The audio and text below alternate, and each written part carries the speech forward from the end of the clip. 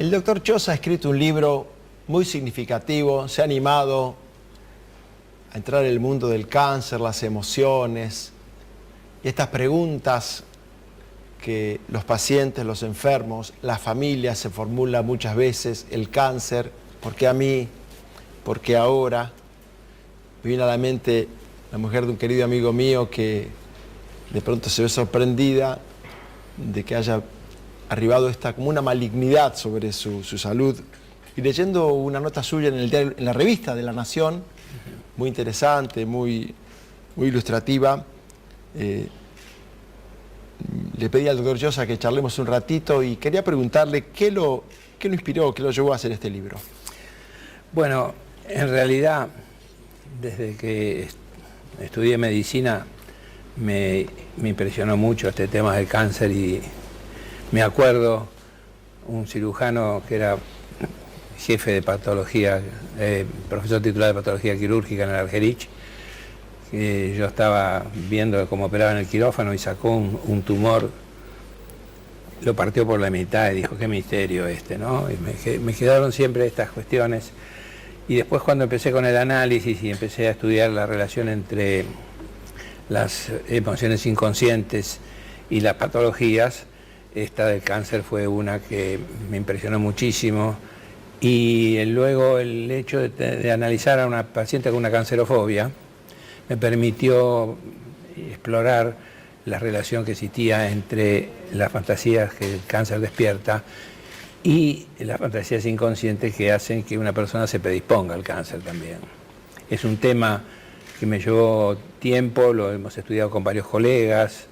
Hace muchos años publiqué un libro para la gente de la especialidad, pero me debía a mí mismo y a la gente alrededor tratar de escribir un libro como este, en donde esto pudiera llegar a las personas que no necesitan tener un conocimiento médico o de la psicología para poder acceder al contenido, ¿no? ¿Sabe, doctor Choza, que le he preguntado con insistencia a dos queridos oncólogos, el doctor Gustavo Gerkovich, el doctor Ernesto Gildesa, sobre esta relación entre el mundo emocional, las rupturas, la tragedia, una quiebra económica, la pérdida de un trabajo y el cáncer? Y ellos me decían que, si bien es cierto, no está parametrizado con un rigor cuantitativo, existe la certeza de que hay detrás de este desenlace un mundo de las emociones atrás. Sí, los oncólogos esto lo conocen bien. Ellos hablan de que cuando, sobre todo los que tienen mucha experiencia, dicen: en realidad no es casual que una persona en ese momento de su vida se enferme de cáncer. Ya fue registrado por muchos observadores la relación entre los duelos difíciles como momento de aparición de un cáncer, y esto dejó de ser misterioso cuando se comprendió la relación que existía entre el desarrollo canceroso, su evolución y el sistema inmunitario, porque como por otro lado se conoce la importancia que tiene para el sistema inmunitario el estado anímico, que por ejemplo los estados de depresión muchas veces se acompañan de una disminución de la capacidad inmunitaria, ha dejado de ser una cuestión misteriosa de que el estado de ánimo puede influir en el desarrollo o en la eclosión de un cáncer, o en que el cáncer progrese de una manera a veces muy violenta, ¿no? Al comienzo de una entrevista decíamos, mencionando el título de su libro, el cáncer, ¿por qué a mí? ¿Por qué ahora? Son estas las dos preguntas principales. Esa es una pregunta fundamental. A ver. Todo enfermo de cáncer se la hace, aunque es una pregunta muy inquietante, muy angustiante, y entonces después de hacérsela muchas veces se reprime. Y las personas del entorno que tienen una relación afectiva también se lo preguntan, tal vez no de manera muy nítida, pero no pueden dejar de preguntarse: ¿por qué me viene a suceder ahora, no? Entonces, bueno, esto de algún modo es algo que moviliza muchísimo. El diagnóstico de cáncer, a pesar de que sabemos que hay muchos cánceres que evolucionan bien y que no todos tienen la misma gravedad. Cada vez más, especialmente lo de los niños, en mujeres. Sí, es cierto. De todas maneras, debo decir algo que no me gusta repetir, pero que es la verdad, y la verdad es mejor conocerla. Los últimos libros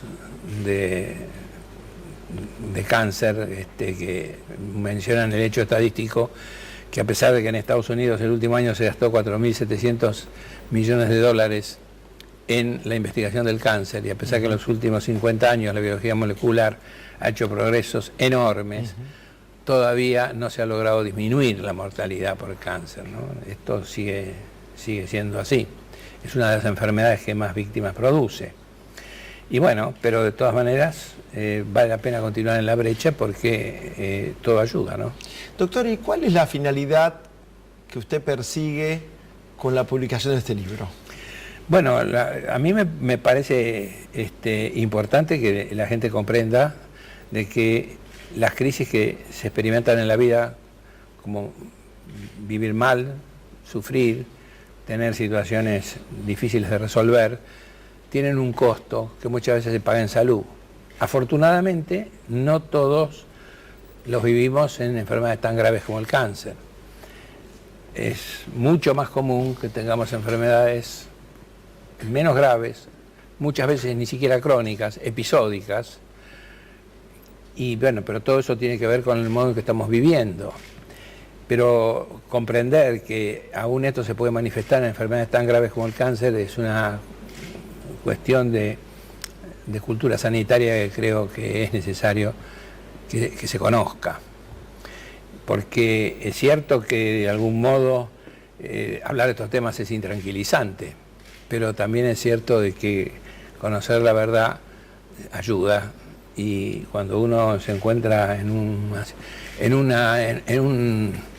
camino difícil, lo peor es cerrar los ojos. Doctor Choza, ¿cómo vincula usted su experiencia médica tan prolongada, psicoanalítica?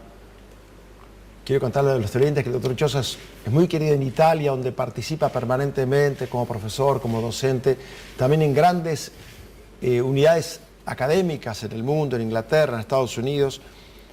El tema de la ausencia de alegría, de optimismo, de esperanza, también en un contexto de precarización, de incertidumbre, de pesimismo. ¿Cómo impacta su criterio eso? Bueno, eso impacta muchísimo. Lo que pasa es que no impacta específicamente sobre el cáncer. Como le decía antes, esto es algo que de alguna manera los médicos conocemos cada vez mejor.